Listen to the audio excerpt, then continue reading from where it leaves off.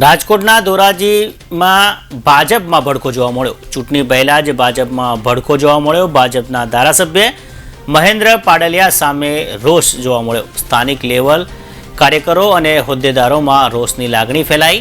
ભાજપમાં પાલિકા સદસ્ય સોનલ બાલધાનો પક્ષ પલટો। ભાજપને રામ રામ કરીને કોંગ્રેસમાંથી ઉમેદવારી નોંધાવી છે।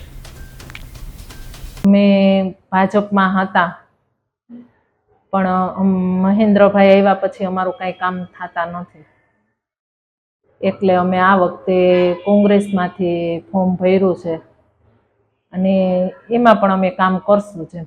તકલીફ અમને બહુ જ થતી હતી, કોઈ સાંભળતું નહોતું અમારું।